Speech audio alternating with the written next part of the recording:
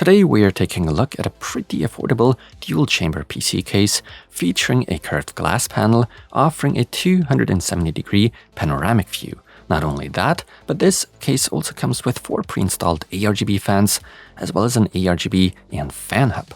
Today we're dealing with the FSP M580, a very intriguing ATX case, boasting a fairly good set of features out of the box, along with a great price-performance ratio.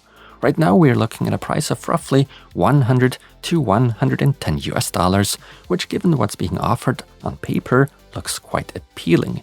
FSP has done a lot of things right here, but of course there are a few downsides as well.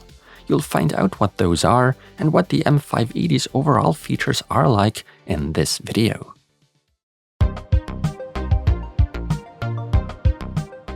The scope of delivery is pretty standard. We get the PC case itself, a small plastic box containing the necessary screws, and of course a quick start guide. At first glance, the M580 doesn't appear to be a fairly inexpensive case. It looks better and of higher quality than the price range would suggest. By the way, the case is not only available in black, but also in white. Now, a highlight is undoubtedly that curved tempered glass panel, which covers both the side and front as a single unit. To remove the glass panel, a thumb screw at the bottom of the front part needs to be loosened. Then the panel can be carefully and quickly pulled out and unlatched from this side. Push pins are used to keep the panel in place, and they do a good job. However, quickly accessing the case's internals can sometimes be a bit of a hassle, as you do have to still be careful when dealing with the panel. I was pleasantly surprised by the generous thickness of the glass that FSP has used here. The metal side panel on the opposite side, on the other hand, is less impressive in terms of quality. It does, however, include plenty of ventilation holes for the side fans and power supply. Unfortunately, there are no dust filters in place for this side panel. Instead, there's a classic magnetic dust filter at the top and another one at the case's bottom. The M580 comes equipped with a total of 4 pre-installed ARGB fans. 3 of these are mounted on the side as an intake, and they happen to be reversed, creating a more aesthetically appealing and above all uniform look, a detail I very much appreciate. All fans are pre-connected and hooked up to an ARGB controller / PWM fan hub. While there are no more free headers to make use of, FSP was kind enough to allow for daisy chaining each fan. This applies not only to the PWM signal, but also to the lighting. However, only 3 connectors out of the 4 remain, as one is hooked up to the controller. The fan hub can be controlled by the motherboard via a PWM signal. The same applies to the ARGB lighting. Synchronization with the motherboard is possible if needed. Alternatively, effects and colors can be switched via the LED button on the top of the case. In addition to the standard ATX, micro ATX and mini ATX motherboards, the M580 also supports back connect boards, which have their connectors on the back. How well this is actually implemented in practice is difficult for me to say at the moment, as I've never actually owned a back connect board before. However, what immediately becomes obvious is that FSP has completely omitted rubber grommets for cable management. Not a disaster, but it does mean we have to put a lot more effort into our cable management if we want it to look nice and clean. Regarding radiators, one with up to 360mm can be mounted at the top. Officially, there's no information provided about radiator support on the site. Given that radiators usually extend beyond the dimensions of their fans, it would likely be difficult to mount one due to clearance issues at the top and bottom. On the other hand, not only fans but also a radiator of up to 360mm can officially be mounted on the bottom of the case. Additionally, according to the instructions, either a 2.5 or 3.5 inch drive can be screwed into place.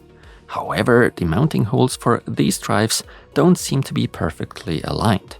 The illustrations in the included quick start guide are therefore slightly contradictory.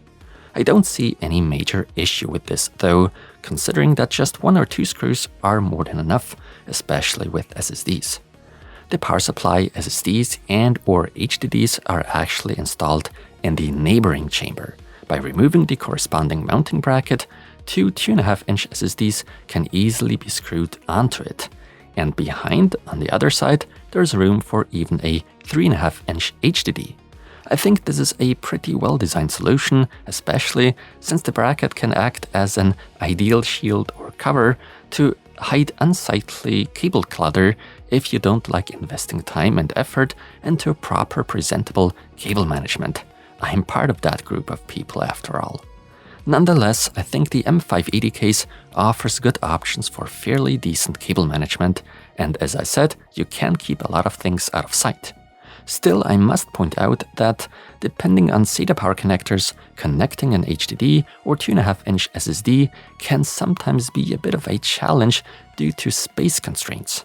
In terms of I/O, the case offers two USB 5GB ports, as well as one USB-C 10GB port. Now, how did the overall hardware installation into the FSP M580 go? Easy is a good word to describe the experience. Aside from the minor issues mentioned, everything else is measured out well, allowing my test system's hardware to be installed quickly and easily. As usual, thanks to the offset mounting holes at the top, radiators won't interfere with motherboard heatsinks. Furthermore, the case is extremely generous with the lengths of power supplies and graphics cards, so there's no need to worry about that. I connected all my fans and their lighting to the integrated built-in controller/hub. Regarding noise levels, I have to report that the pre-installed fans are really unpleasantly loud at their maximum speed. Fortunately, the fan speed can easily be reduced using the PWM fan hub to control the RPM. This ensures a pleasant noise level while still achieving adequate airflow. Conclusion: the FSP M580 has generally impressed me. While it's not exactly groundbreaking at its core, it does many things just right, and that alone is enough to make for a good case. Externally, it looks quite modern and sleek, perhaps even more expensive than it actually is. This case really has only very few minor drawbacks, which can easily be ignored in practice, especially considering the attractive pricing. At $100 to $110 or 80 to 90 euros over here in Europe, you get a lot of case with 4 pre-installed fans and a truly usable ARGB and PWM fan hub. Therefore, it's no wonder that I can definitely recommend the FSP M580 in this price range. It certainly won me over. But do you agree? Did this FSP case manage to impress you? What are its advantages and disadvantages? If you enjoyed the video, feel free to leave a like or alternatively a dislike. With that said, thank you all for watching, and until the next one.